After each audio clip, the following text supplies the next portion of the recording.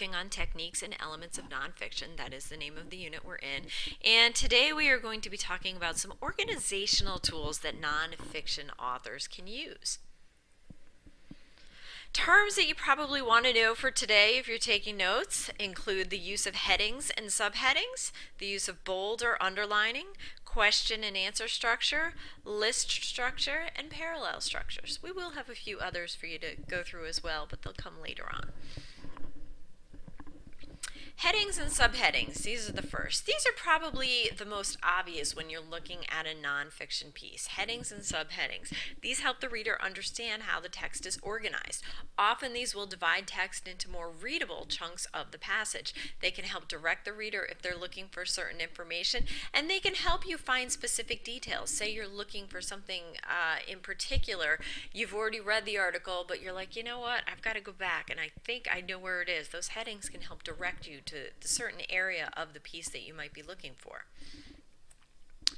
The use of bold or underlining works basically similarly to headings and subheadings, okay? They mark a certain place in the text and they really highlight where there's a change in topic or ideas that are going on, okay? So these help the writer organize their thoughts and ideas, again, into workable chunks of information. Use bold or underline to help you find important information just like you would for headings and subheadings.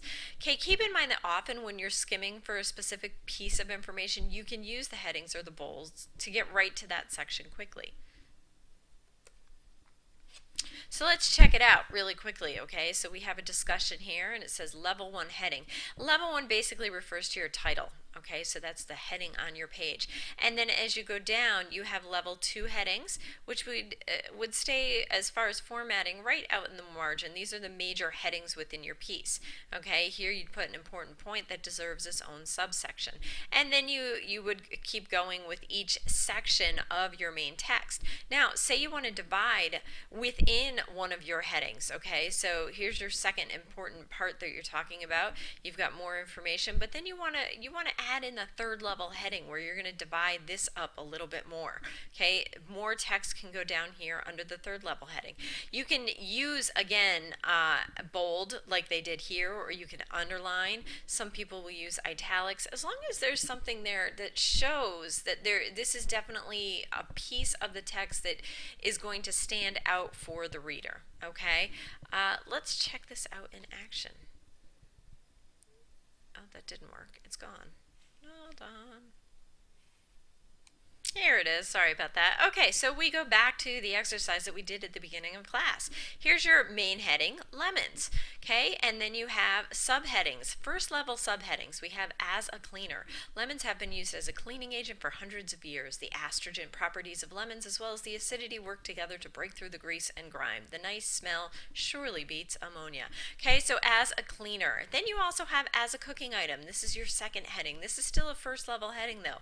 Then we go down into these are second level headings. This is your first level, it's the main heading, your second levels, and then your third as a cooking item, okay? We had entrees, desserts. You could have even added more. What else could you do with cooking with lemons? I'm sure there are lots and lots of things to do with cooking and lemons. You could add more headings. You might even put a fourth level under desserts. It talked about it in here, lemon meringue pie, cranberry bread, the apple pie uses. You might break that down and talk about different types of pies. You might talk about breads. You might talk about cakes, pastries. Each of those could be its own heading under dessert. So keep that in mind. When you're looking at different structures. The headings, the bolds, those underlines, they're really key when you're analyzing a piece of nonfiction to identify and say, hey, the author used headings, the author used bold. Okay, keep that in mind, my professional expert analysts. Okay, we also have here question and answer structure. It's a little cut off down here. There we go. We might be able to see it a little bit better now. The question and answer structure basically is exactly what it says, where you have questions and then they're answered.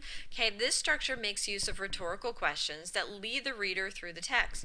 Sometimes they're not rhetorical questions. If you think about it, if you've ever read an interview, like the one that's up on the board, this is an interview, I believe by Rolling Stone magazine with Eminem.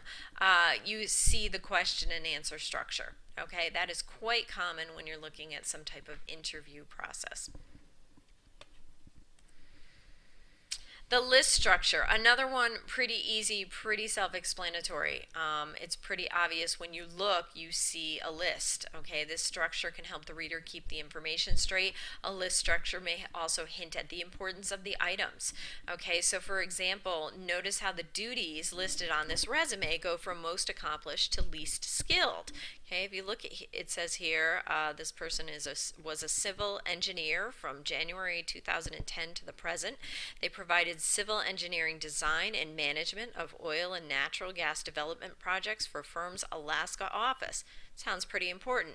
Then you look down and read through. Down at the bottom it says maintained excellent files and stayed in contact with all clients. Well, as important as that is, that's probably something somebody else could do, but it's good that they do have those skills. But providing engineering design and management, that's not something everybody could do. So you have those really important duties that this person performed as a civil engineer listed at the top. That's pretty typical for most resumes if you have never written a resume. But again, when you're looking at a list structure, a lot of times the most important pieces are at the top. Okay, here are some examples of list structures. Sometimes you will see bulleting. Other times you might see somebody using letters. Okay, and then finally, of course, nice, neat, and easy, you see numbers in a list. Other methods of organizing a piece, you might see cause and effect. This is where the author shows the different causes and effects of various conditions. Signal words in this, because you might have to look for these in the text, you might see in effect, because, therefore, in turn. Chronological is another way of organizing a piece. This is especially common when you're looking at some kind of biography, which again, remember, is a non-fiction piece. So when you're looking at the story of someone's life, you probably are going to start at the beginning and then move to the end. And those are two signal words, beginning and end. You also might see words such as first, second, third, next, and last. Problem solution. This is another method for organizing a piece. Okay, this is when the writing is divided into two clear sections, both the problem and the solution.